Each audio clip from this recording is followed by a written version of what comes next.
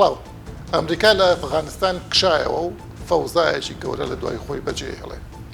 تالیبان وەک بزوتنەوەیکی ئیسلامی توندڕە و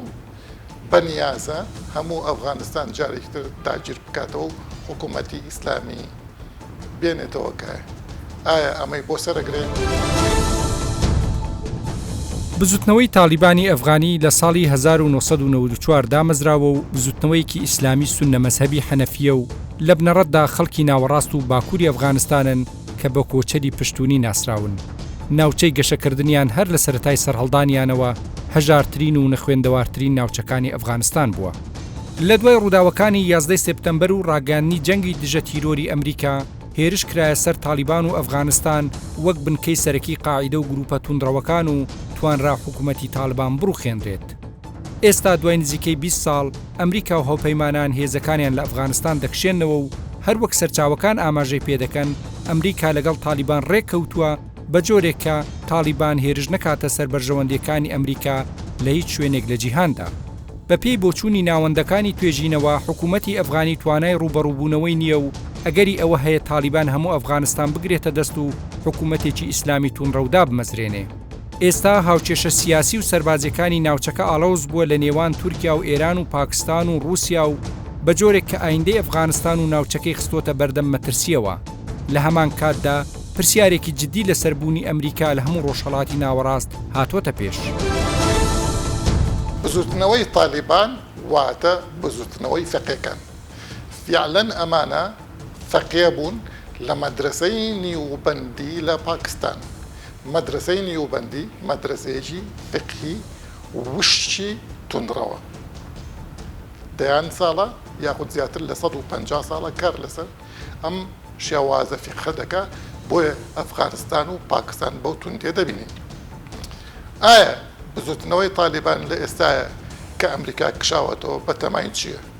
ئایا بۆی ئەچێتە سەر هەمان ئەو توندڕەوەی کە لە نەوەدەکانە بەڕێی کرد لە ئەفغانستاندا جارێکتش بەڕێوەی بەرێ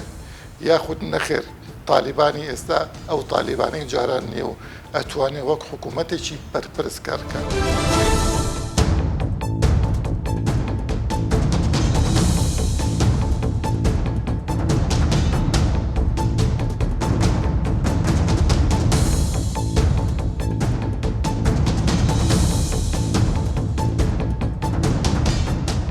من ئەمەوێ باس لە تالیبان و ئیسلامی جیهادی بکەم لەم بەرنامەیە. پرسیار لای من ئەمەیە ئایا تالیبان چ ڕەبتێکی بە حرەکاتی ئیسلامی ترەوە یان پێتوە ڕەبتی هەیە یا تالیبان هەر حرەکەتێکی نیشتیمانیە لەناو ئەفغانستانە؟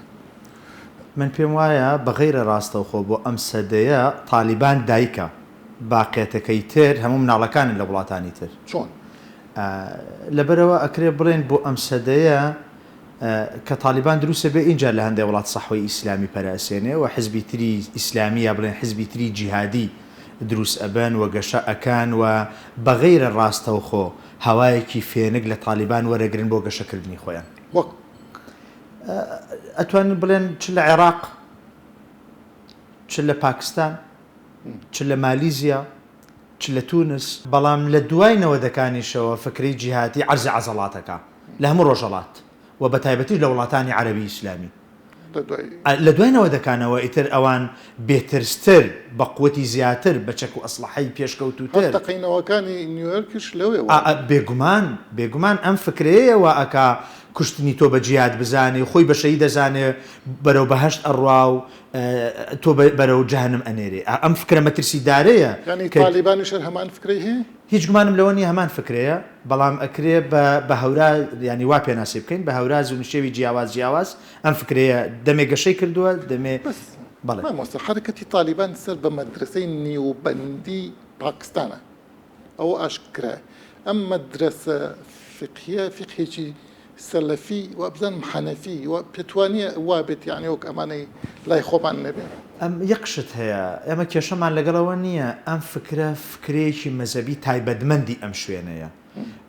ئەسلی مەترسی فکرەکە فکرێکی عەقیدەیە نەک فکرێکی فقهی ئەگەر فکرێکی عەقیدەیی بێ بە جددی مەترسیەوە بێ ئەمەیە کە ئێمە باسیەکەین ئەبێ شەنوکەو بکرێ ئەبێ تیشکی بخرێتە سەر ئەبێ ڕێگە خۆشکردنی بۆ نەکرێن فکرێگەشە بکرێ فکرێکی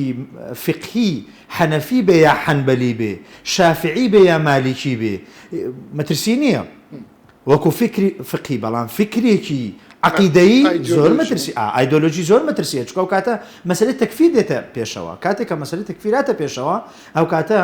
دوو ڕێگە هەیە یا بەرەو بەهەشت یا بەرەو جەهەنم یا موسڵمان یا کافر ئەو هەر لێرە محکەمە دەکات ئاتەوە ئەو محکەمە دەکا ئیتر تەنها ئەوەی ئەمێنێتەوە ئەوەیە جێبەجێکردنی عملێکە و توی نردۆ بۆ جەهەنم ئیتر تۆ چیتە جەهەنم یان نا لێرە خۆیت نێرێ لێرە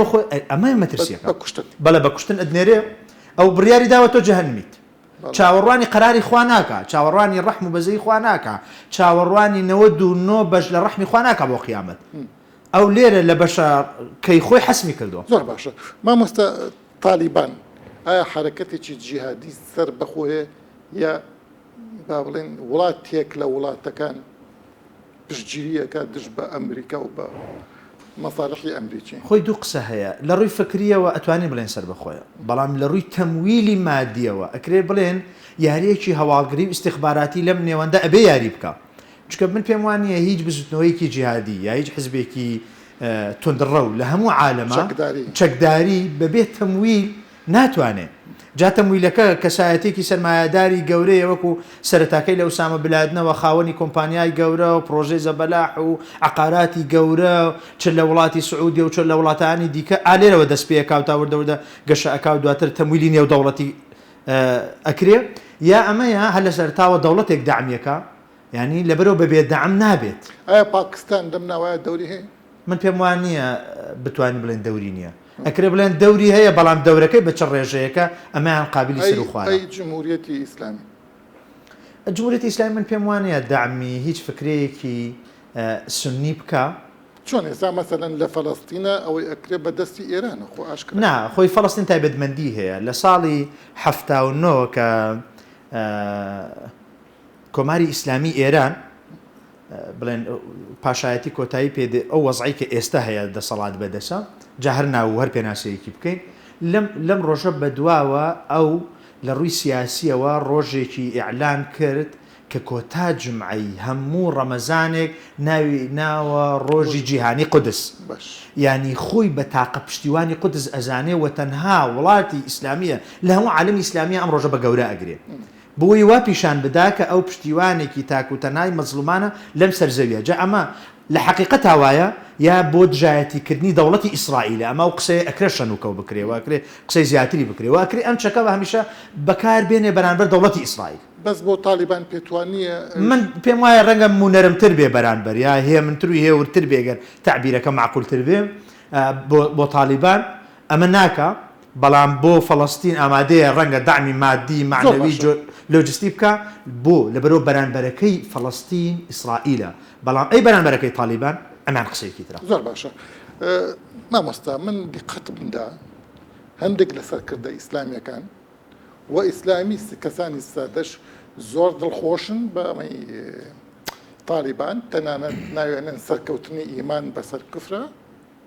و قسەی تریشیانی پێت وایە ئەمە دەغدەغە ختووکەی عەقڵیەتە جیهادیە چەکداریەکەی ئەو کۆنە جیهادیانە نادا بۆ ئەوی کە جارێکی تر هەمان ئەو فەوزایە دروستکەنەوە کە لە نەوەدەکانە هەبوو لە کوردستان من پێم وایە بۆ خەڵکانی خاوەن فکر بۆ خەڵکانی خاوەن قەڵەم بۆ خەڵکانی ڕۆشنبیر ڕۆشن فکر و پاشان داعی بانخوازەکانە بێ هەموو دقەیەک لە کەمین بن ڕێگە نەدەن ئەم فکرێ جارێکی تر سەر هەڵباتەوە چکە خەڵکێگەیە بە هەموو ئاوێکی کەمی ژەر مەلەکە بە گۆماوێکی بچوک دێتە مەلەکردن و خەڵکێگەیە بەبێ هیچ ئەم فکرێ هەیە ڕەنگە ماد بوو بێ بێدەنگ بوو بێ لە جەوێک بگەڕێ لە فرسەتێک بگەڕێ لەبەرەوە جێگەی خۆیەتی ئەمە متابعە لە کوردستان زەمینەی گەشەکردنەوەی ئەو عەقڵیەتە هەبێت من پێم وایە پێش هەموو شتێک یەک قسە هەیە بێ سەریح بین و خەڵکی بە ویژدانی ناو سەحوەی ئیسلامی و خەڵکی ئەکادیمی ئەم قسەیەکە ئیسلامی سیاسی لە هەرێمی کوردستان لە پاشەکشەیەکە خۆی سەری لێ دەرناکە باش خۆی تەسەوری نەکردەوە ئەوەش هەندێکی نابێ بۆی کە بۆ ئەشخاص بەڵام بۆ حزب نا لە هەرێمی کوردستان ئیسلامی سیاسی پاشەکشەی کردووە وە لە پاشەکشەی زیاترە لە وڵاتێک کە لە سەدا 95 بەرەو ژووری موسڵمان بێ ناکرێ ئیسلامیەکان ڕێژەی دەنگەکانیان لە 10 و 15 و 20 و 25 یان تێپەڕ نەکە ئەم بۆ خۆی پاشەکشەیە و ئێستا حیزبە ئیسلامیەکان لە هەرێمی کوردستان شەڕێواکەن کامیان زووتر مجاملەی فکری ئازادی و دیموکراسی و علمانیت بکەن و شەڕێوەیە کێ زووتر ناوی ئیسلامی و پاشکۆی ئیسلامی لە خۆی بکاتەوە و ینی ئەیانەوێ بەڕاستی جۆرێک لە مجاملە بکەن ینی پێت بەڕێزت ئەمە بە ڕخنە ئەڵی کە حیزبەکە ئیسلامیەکان ئەو مەسن ناوی ئیسلامی لەخوانەکەنەوە یا وەکو من پێم وایە ئیسلامیەکانی وەکو حیزب عەلمانەکان سیاست و حیزبایەتی بۆ تیجارەتەکەن نەک بۆ عیبادەت من هەموو جارێمە بە سەریح وتومە 9 ساڵ پێش ئێستا من وتم ئیسلامیەکانە بێ بیر لەوە بکەنەوە لە ناو ئاڵاکەیان لا ئیلاهە ئیلا الله لابەرن بۆی نەکەوێتە ژێر تایە سیارە لە کاتی بانگەشەی هەڵبژاردن تەکفیریان کردم ئێستا بۆ خۆیان خەریکی ئەوەن لا ئیلاهە ئیلا الله لابن لە ناو ئاڵاکەیان وتمە بێ پاشکوی ئیسلامی لە خۆیان بکەن بۆی خەڵک متمانەیان پێ بکە نەکبەتی ئەوان هەرچی قورئان بەرزەکەن خەڵک متمانەیان پێ ناکە یعنی ئێستا خۆیان گەشتونەتەوە قەنەعەتەوە پاشکوی ئیسلامی لە حیزبەکانی خۆیان لێکەنەوە ئەو کاتە خراپە ینی من ئەڵێم خراپە ئەڵێم باشە بۆ من وەکو لێکۆڵەرێک ئەبێ بڵێم بۆ خۆیان باشە لەبەرەوە مجاملەی دەوڵەتانی ئەمریکا بەریتانیا فەڕەنسای پێکەن لەنەوە ناوی ئیسلامیمان لێ کردووەڵن مامەڵەمان لەگەڵ بکەن عقلەتەکە نەگۆڕاوە جۆرێک لە خۆبردنە پێشەوەیە بۆ دەزێنانی ئیمتیازاتی زیاتر چونکە ئیسلامی سیاسی لە هەرێمی کوردستان شەڕ ئیمتیازەکە شەڕی وەزیری و پەرلەمانتاری و وەکیل وەزیری و مدیر عامی و ئەمانە ئەکا بەڵام هەندێک جارێ عەفوەن بۆ خەڵکێکە لە دین شارەزانیە و ئەزانێ گەر ئیلا ئەو ئەندام پەرلەمانەی حیزبێکی ئیسلامی نەبێت لە پەرلەمان ئێتر ئیسلام کۆتایی پێ هاتووە ئەمە تێگەشتێکی هەڵەیە بمبورە مامۆستا ئەو حکوومەتی ئێستا لە ئەفغانستان هەیە ئەویشەر حکوومەتی چ فەرقی هەیە لەگەڵ هەر ئیسلامی نییە بە پێشریعەت و بە پێچی ئیتر ینی چی ئەکە تالیبان کاتێتەوە سەر دەسەڵات ینی ئێستا هەر موسڵمان ناکوژێ خۆ یە قسە هەیە ئەوان بە غەیری حیزب و ئەندامی خۆیان ئێمە گەورەترین کێشەی ئەوش تالیبان وایە هەمان فکرەیە بۆ یەگەشەکردنی فکرەی عەقیدەیی ئالەم جۆرە مەترسیە ئێستا چۆن لە هەرێمی کوردستان با من هەر نوێشکەر بم بەڵام مادام ئەندامی حیزبێکی ئیسلامی نەبم نوێژەکەم قسەی لەسەرە لای کابرای ئیسلامی ئەلمانیێکی کافری جا قسەکە ئەمەیە ئێستا لە تالیبانی ژەمان فکرەیە با دەوڵەتەکە دەوڵەتێکی نیشتیمانی بێ مافی هەمووان بدا بەڵام مادام تالیبان نییە ئەندامەکەی تالیبان قبولی نییە ئەندامەکەی حیزبە ئیسلامیەکەی کوردستانی ژا عێراقیش قبولی نییە ینی هەمان فکرەیە لەم ڕوانگەیەوە لە ڕوانگەی دەسەڵات لە ڕوانگەی ممارسەی دەسەڵات ئەندام پەرلەمانێک لە حیزبێکی ئەلمانی یا بڵێن حیزبێکی نیشتیمانی قسەی حەق بکە مادام ئەلمانیا قسەکەی زۆر حەق نییە بەڵام هەمان قسە بەبێ زیادوکەم ئەندامێکی ئیسلامی بیکە لای ئیسلامەکەوە قسەی حەقە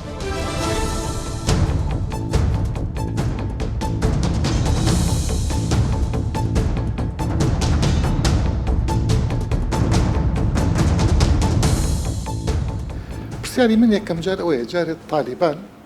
چێن حرەکەیەکی جیهادی سەلەفی وەک داعشوان چۆن تعریفیان بکەین خۆی بزوتنەوەی تالیبان دیارە خۆیان پێناسە کردووە کە حرەکەیەکی جیهادین و ماوەیەکی ناکەمیش با بڵێن کە نزیکەی 4 ساڵ حاکمی یەکەمی ئەفغانستان بوون و توانیویانە هەموو هێزەکانی تری بەرامبەری خۆیان پاکتاو بکەن و تەواوی ئەفغانستان کۆنتترۆل بکەن و حکوومەتێکی ناوازە لە نەوعی خۆی لە کاتی خۆیان لەسەر بۆ سەردەمێکی جیاواز کە سەردەمی دوای با بڵێن شەڕی نەمانی ئیتیحادی سۆڤێتیە لە ئەفغانستانە دروست بکەن و ئەمە وای کرد تەنانەت دەوڵەتەکەیان بوو بە مەلازێک بوو بە مۆڵگەیەک بۆ هەموو ئەو حرەکە جیهادیانەی کە لە سەرتاسەری عالەمی ئیسلامیە و تەنانەت کە ئەوانەشی کە لینکیان لە ئەوروپا هەیە بێنەوە لەوێ بێ بە مەلاز و بێ بە مۆڵگەیەک بۆ تەدریبکردن و بۆ وەرگرتنی تعلیمات و ئەوانانی خۆیان بە چەترێک ئەزانن و زانیوە لە پێشتریش بۆ کۆکردنەوەی تەواوی ئەو بزوتنەوە جیهادیانەی کە لە عالەمە هەیە نەک تەنها خۆیان بزوتنەوەیکی جیهادی بن پێ حرەکەیەکی تەوەسوعیشن یانەوە بڵاو بنەوە یا بەس بۆ ئەفغانستان جاگەر ڕێگەم بی ئەوە باسکەم کە ئەوەی کە تالیبان جیاکاتەوە لە قاعیدا و لە داعش و لە نمونونەکانی تری وێنەی ئەو کە ئەو بە جۆرێک لە جۆرەکان لەگەڵ قاعیدە پەیوەندی هەیە و جۆرێکش خەسمە لەگەڵ داعشە ئەوەیە کە تالیبان زیاتر بعدێکی نیشتیمانی هەیە بۆ حکومکردن لە ئەفغانستانەوە ڕوانگەیەکی ئەفغانیانەی هەیە با بڵین نیشتیمانی هەیە لە ڕوانگەی ئەفغانستانەوە بۆ ئەفغانستان بە پێچەوانەی قاعیدەوە کە ڕوانگەیەکی جیهانی هەیە و ئێوێ لە هەموو ئەو وڵاتانەی کە ئەو بە خەسمی خۆیان ئەزانێ کەتن بکاوە جۆرێک لە گورز بۆشێنێ کە بە پێ یعنی طالبان تەنیا لە سنووری ئەفغانستانە کارەکەت ئەگەر تەماشاکەین استراتیژیان کە ئێستا وا ئەگەنە ئەنجام ئەوە بوو کە هیچ هێزێک لە هێزێکی بیانی لە ئەفغانستانە نامێنێ بە پێچەوانەی قاعیدەوە کە ئەڵێ هێزی بیانی لە ڕۆژ لە منطقەی ئیسلامیە یاخود لە عالەمی ئیسلامی نامێنێ و بکشێتەوە کە ئەمە جیاوازی هەیە تەبان ئەمە بیانی ئەوە دەرەخا کە جیاوازی لە وجهە نەظەری ئەم هێزە و هێزە هاوشێوەکانی هەیە زۆر باش طالبان ئەتوانین وەک بزوتنەوەی تیرۆریست حساب بکەین وەک قاعدە و خۆی هۆکاری ڕوخاندنی طالبان کاتی خۆی حکوومەتەکەی و دەوڵەتەکەی لەلایەن ئەمریکاوە ئەو بوو لە میانە و لە ژێر سێبەری شەڕی دژە تیرۆرا بوو کە جەنگێکی جیهانی بوو و ئەمریکا وەک جەنگێکی بێسنوور پێناسەی کردو و دای مەزراندووە تا ئێستش بەردەوامەوە ئێستا وردە ئەگاتە پایانی خۆی لە ڕوانگەی کێوە طالبان تیرۆریستە لە ڕوانگەی تەبعاً ئەمریکاوە کە کاتی خۆی مەسەن بە طالبانی بە مۆڵگەیەک بە چەترێک زانی بۆ داڵدەدانی قاعیدە و بۆ داڵدەدانی قاعیدە و بۆ ئەوەی کە بتوانرێ لە ڕێگەی ڕوخاندنی طالبانەوە زەربە لە قاعیدە و لە سەرانی قاعیدە بداوە ئەلبەتە بۆ زەمەنی خۆی لە ڕوانگەی ئەمریکاوە کۆمەڵک هێز چوونە ژێر پێناسی تیرۆرەوە بەڵام دواتر بە جۆرێک لە جۆرەکان ئەم پێناسانە گۆڕا کە ئێستا لە بەرامبەر طالبانی شاگۆڕاوە باشە ئێستا طالبان وا هەستەکرێ هێزێکی باش و گەورەی هەیە بە تەمایە هەموو ئەفغانستان داگیر بکاتەوە جارێکتر پێت وایە ئەم هێزە خودیە هیناو طالبان خۆیەتی یان یارمەتی وڵاتانە وەک پاکستان و خۆی بێجگە ئەوەی کە مەسەن ئێستا لە ڕوانگەی نێودەوڵەتیەوە جۆرێک لە زمینە سازی هەیە بۆ سەرهەڵدانەوەی طالبان و ئەو هێزانەی کە زیاتر لە وڵاتەکانی خۆیان بە بڵین جۆرێک لە دژایەتیکردنی ئەمریکایان تیا هەیە لەگەڵ ئەوەش ئەمریکا بۆ خۆی تەجربەی ئەمریکی دوای 2001 لە وڵاتانەی کە داگیری کردوون و ڕوخاندوونی لە نمونەی ئەفغانستان و لە نمونەی عێراق و تەدەخولیشی لە سووریایە سەرماندوێتی کە ئەمریکا ڕاستە لە ڕوخاندنی دەوڵەتەکانە بەهێزەوە ئەتوانێت بیان ڕوخێنێ بەڵام لە ئیدارەدانی بارودۆخی دەوڵەتەکان لە دوای ڕوخاندنی ئەمریکا نەیتوانیوە بەڕاستی نەیتوانیوە کە سەرکەوتنێکی ناوازە بەدەست بێنێ وەک ئەوەی کە لە ئەڵمانیای دوای شەڕی جیهانی دووەما بەدەستی هێناوە هەر لەبەر ئەو شکستانەی کە ڕوبەڕووی ئەو ئیدارانە بووەتەوە لەو دەوڵەتانەیە کە ئەمریکا پشتیوانی کردوون دوای ڕوخاندنیان ئەو حکوومەتانی کە ئەمریکا هێناونێتێ سەردەسەڵات بە جۆرێک لە جۆرەکان بووە بەهۆی زمینە سازی بۆ دەرکەوتن و زیدبوونەوەی ئەم هێزانە سیارەکەی من لەمایان نەبوو لەوە پاکستان و ئێران و ئەمانە جەلێرەیە کە ئەمریکا مەدەم زمینە سازیەکە هەیە لە ڕووی نێودەوڵەتیەوە و لە ڕووی شکستی ئەو دەوڵەتانەوە لە کۆمەڵی ڕووی تریشەوە دیارە جۆرێکیش لە دژایەتیکردنی ئەمریکا لە ناوچەکە هەیە و ئێران ئێمە زانین کە وەرەقەی فشارخستنەزەر هێزەکانی ئەمریکا لە ڕۆژهەڵاتی ناوەڕاست لە عێراق لە ئەفغانستان لە شوێنانی تریش بەکارهێنێ بۆ ئەوەی کە بتوانێت زۆرترین پێگەی خۆی لە مفاوەزەت لەگەڵ ئەمریکا بەهێز بکە و لەم بەهێزکردنی پێگەی خۆیان ئێستا ممکنە ینی تەوەجوهاتێکی وا هەیە کە ئێرانێکێکە لەو هێزانەی کە جۆرێک لە جۆرەکان پاڵپشتی تالیبانە کە ئەمە لەوانەیە ئەگەرێکی دووریش بێ بەڵام ڕێیتێ ئەچێ چونکە وەکوتمان وەرەقە گرنگەکە لای ئێران بەهێزکردنی پێگەی خۆیەتی بەڵام ئەفغانستان وڵاتێکە داخراوە بەڵێ سەرەوەی رووسایە ئەم لای چینە خواروی پاکستانش خۆرهڵاتی وایە تاجیکستان و مەسەلەن ئۆزبەکستان ئێرانە خۆرهڵات ئەمان ئەوانە یارمەتی خۆی ئەوترێ لە هاتنەوەی طالبانە یاخود با بڵێن لە کشانەوەی ئەمریکای ڕابحی ئەکبەر و براوەی گەورە پاکستانە بەوەی کە توانی وێتی کاتی خۆی لە یەکەم هاتنی ئەمریکاوە هەم حەلیفێکی استراتیژی ئەمریکا بێ و هەم تەمان ئەمریکا لە 2001 و دوو کە هاتووە بۆ ئەفغانستان پاکستان بە جۆرێک لە جۆرەکان هاوکار بووە لە شەڕی دژە تیرۆری ئەمریکا بەڵام لە هەمان کاتا مەلازێکی ئامین بووە جۆرێک لە چتر بووە بۆ مانەوەی طالبان و طالبان سەرانی طالبان بەشێکیان لە ناو پاکستانە کوژراون و گیراون و ڕاوەدون راون و پاکستان بە شێوەیەک لە شێوەکان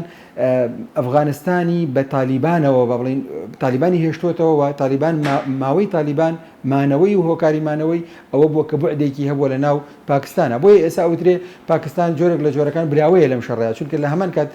پشتیوانی ئەمریکای بەدەست هێناوە و ئەشەوێت بمبورە ئەشەوێت کە ئەو هێزەی کە لە داهاتووە حکمی ئەفغانستانەکە کە طالبانە بە جۆرە بە جۆرەکان منەتباری ئەفغانستانە بەوەی کە پاراستویەتی لە ماوەی 20 ساڵی ڕابردووە لە تقریبا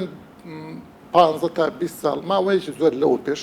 لذاكرة ما معه رئيسي باكستاني كون رئيسي آسايشي قشتي باكستاني كون أمني قومي وابزانا محمد غولة اشتي شوائل وتي تشيمان لروسيا كرت لنا وأفغانستان أوج للولايات المتحدة الأمريكية أم قصيت واو أشكرانيك أم شري أمني باكستان يا قوتك لنا باكستان بريوي أباد دجي أمريكا بشويك لشيوكا خۆی ئەمریکا هێزێکی مەرغوب نییە وەک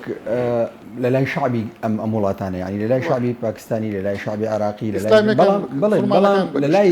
دەوڵەتەکان لە لای بەڵین فەرمانڕەوەکانی ئەم وڵاتانە مەرغوبە بە حکمی ئەوەی کە پشتیوانی مانەوەی ئەم فەرمانڕەوانەیە و پشتیوانی پەیوەستانی ئەم سیستەمانەیە بەڕاستی بۆیە هەمیشە ئەگەری ئەوە هەیە ینی هەر ئەوەی کە کاتی خۆی لە ماوەی 20 ساڵی ڕابردووە تالیبانی پاراستووە لەوەی کە بتوان ئێستا بەهێزەوە بگەڕێتەوە ئەو پشتیوانە شعبیەیە کە لە دیوی پاکستانەوە لە تالیبان کراوە ئەس پرسیارە سەرنجێکە کە تا ئێستا نەمان کردووە ئەوەیە کە ئەمریکا بۆچی قشێتەوە ئایا ئەمە سەرکەوتنە بۆ ئەفغانستان ینی لە دوای داگیرکردنی ئەفغانستانەوە تا ئێستا هەر سەرۆکێک هاتووە لە حملەی انتخاباتی خۆی وعدی داوە بە خەڵکی ئەمریکا کە لە ئەفغانستانە کشێتەوە ئۆباما بەست بوویەوە بەوەی بە ئیستقرار و بە پاراستنی دەوڵەت و سیستەمەوە لە ئەفغانستان هەر کاتوانیمان دەوڵەت و سیستەم لە ئەفغانستان پارێزین ئەکشینەوە ترامپ بە هەمان شێوە وعدی دابوو کە پاشەکشە بە هێزەکانیەکە لە ئەفغانستانەوە بەشێکیشی کەم کردنەوە و ئێستا بایدن ینی هەر سەرۆکێک مەسئولیاتەکەی داوەتە دەست سەرۆکەکەی دوای خۆی بەچاوەڕێ بۆ ئەوەی دوای خۆی جێبەجێ بکە چونکە قورسە بڕیارێکی قورسە بەڵام لە هەمان کاتا لە ڕووی ستراتیژیەوە شەڕێکە پێویستە کۆتایی پێمێرێت درێژترین شەڕە لە بێژوو ئەمریکا ینی کەشانەوەی ئەمریکا لەوێ ئەبێتە بەڵایەک بۆ ئێران بۆ ئەبێتە کۆمەڵک دەرەنجامی لێکەوێتەوە لە ڕووی بڵێ ئەمریکیەوە لە ڕووی ئاسایش و ئەمنی ئەمریکاوە جۆرێک لە گرنتی لە ناو ڕێکەوتنامەکە لەگەڵ تالیبان چەسپێنراوە کە وعدی داوە بە ئەمریکا کە ئەفغانستان نەبێتە شوێنێک بۆ هێرشکردنە سەر ئەمریکا و هۆیپەیمانەکانی ئەمریکا ئەمە تاکە وعدەکە تالیبان بە ئەمریکیەکانی داوە و ئەم ڕێکەوتنەی بەڕاستی ئەمریکا لەگەڵ تالیبانە پێشکشانەوە و پێش ئەوەی کە تالیبان بێ فەرمانڕەوە لە ئەفغانستانە پێمان ئەڵێ کە ئەمریکا چاوەڕوانە لە ئەفغانستانی داهاتووە تالیبان لە حکما بێت چونکە تالیبان ئێستا لە حکمانیە بەڵام ئەمریکا ڕێکەوتنی لەگەڵاکە و وعدی لێوەرئەگرێ کە جارێکی تر ئەفغانستان نەبێتە شوێنی مەترسی خستنی بەرژەوەندەکانی ئەمریکا تالیبان پێشڕەوی زۆری کردو بە بڕوای من نەکەر پێشڕەوی کردووە ینی ئەم ڕێکەوتنی لەگەڵ ئەمریکایە پێمان ئەمریکا بۆ خۆی ینی زمینە سازی کردووە لە ڕووی فکریەوە ئەتوانین بڵین کە لە داهاتوە ئەوە تالیبانەکە حاکمی ئەفغانستانەوە هەر بۆیش لە ئەو گرنگی وەرگرتووە کە ئەفغانستان نەبێتە مەلاز و جێگەیەک بۆ مەترسی بۆ سەر بەرژەوەندی ئەمریکا واشنگتن پۆستا بۆ واشنگتن پۆستا لە شوێنێک شتێکم خوێنەوە مەقالی نووسەرێکی ئەمریکیە ئەڵە گەلێک کە خۆی حەزی لە دواکەوتووی بێ گەلێک کە خۆی حەزی لە شەڕ بێ گەلێک کە خۆی شتە تازەکانی دنیای نوێ ئێمە چیان 20 ساڵ نەمانتوانێت تیان بگەین کە ئەم ژیانە ئەوانە حەزان لەو وەکۆڵی بربەرەتەیە کە خۆیان من بگەڕێمەوە سەر پرسیارەکەی پێشترت ئایا بەڵایەکە بۆ ئێران و پاکستان و ئەمانە تەبعاً ئەمە بۆ خۆی بەجێهێشتنی بەڵایەکە بە چارەسەر نەکراوی پێش ئەوی بێمە سەر ئەم پرسیارەی ترێت کە ئایا گەلی ئەفغانستان شایانی پاشەکشە ئەەکەن لەوەی ئێستا بەدەستیان هێناوە لە ڕووی سیستەم و دیموکراسی و ئەوانەوە لە ڕووی نێودەوڵەتیشەوە لە ڕووی ناوچەیەوە هەرێمیەوە دەوڵەتەکانی چواردەوری ئەفغانستان بەشێک لە بەڵایەن ڕوبەڕوو ئەبێتەوە ڕاستە ئێستا قسە لەسەر ئەوەیە ئێران جۆرێک لە جۆرەکان پشتیوانی تالیبانە بۆ دەرکردنی ئەمریکا لەو ناوچەیە بەڵام لە بیرمان نەچێ تالیبانەکان هەر بەهاتنە سەر فەرمانڕەواییان دیبلۆماتکارەکانی ئێرانیان ئیعدام کردن و کوشتیانن و بەڵێن سەفارەتخانەی ئێرانیان داخست و تۆزێکی مابوو لە 1998 شەڕ لە نێوان حکوومەتی تالیبان و ئێرانە ڕوو بدا کەواتە ئەمە جۆرێک لە یعنی دژمنێکی خەوتوی ئێرانە کە ئێستا زیینوە بێتەوە بەنسبەت پاکستانەوە ڕاستە پاکستان بە جۆرێک لە جۆرەکان پشتیوانی تالیبان بوو بەڵام ئێمە لەبیر منە چێکاتی خۆی تالیبان شتێکی دروست کردبوو ناوی تالیبانی پاکستان بوو کە ئەمەش هێزێک بوو بۆ شێوەیە و هەروەها زیندووبوونەوەی تالیبان ئەبێتە هۆی گەشەکردن و زیندووبوونەوەی ئەو هێزانەی کە لە قەوقاز و لە دەوڵەتەکانی جیابووە لە ئیتحادی سۆڤێتی جارانە لە گەشا بوون و ماوەیەکی 20 ساڵە تقریبا خەفە بوون و ئەم هێزانە لە سەرێشیان لە کاتی خۆیان بۆ رووسیا دروست کرد بینیمان لە داغستان و لە چیچان و لە هەندێک وڵاتی تریش لەبەرەوە گریمانە ئەکری ئەمانە زیندوو بنەوە بەنسبەت خەڵکی ئەفغانستانەوە ئایا تەڕاجوعەکان ئایا ئەو جۆرە لە دیموکراسی و دەستکردنی دەسەڵات ئەگەر شکلیش بێ ئایا ئەمێنێتەوە یا نامێنێتەوە بە بڕوای من ئەمێنێتە سەر ئەوەی کە تا چەندی ئەتوانرێ مەرحەلەی ئینتیقالی لە ئەفغانستانە بێتەکایەوە تا ئێستا کە قسەی تێ ئەکەین ئەو مەرحەلە ئینتیقالیەی کە ئەمریکا چاوەڕێ بووە لە ئەفغانستان بێتەکایەوە و دەوڵەتێک بێت حکوومەتێک ببێ بە فەرمانڕەوا کە تالیبان تایە پشکدار بێ نەک حکوومەتی تالیبان بێ نەهات هاتووە و تالیبان تا ئێستا بەمە ڕازی نییە. بانگەشەی ئەمریکا لە سەرەتای سەدەی 21 بۆ بڵاوکردنەوەی دیموکراسی و مافی مرۆڤ لە ڕۆژهەڵاتی ناوەڕاست کۆتایی پێهاتووە و ئێستا مەترسی دووبارە بوونەوەی سیناریۆی ئەفغانستان لە عێراق و شوێنەکانی تریش ئەگەرێکی کراوەیە.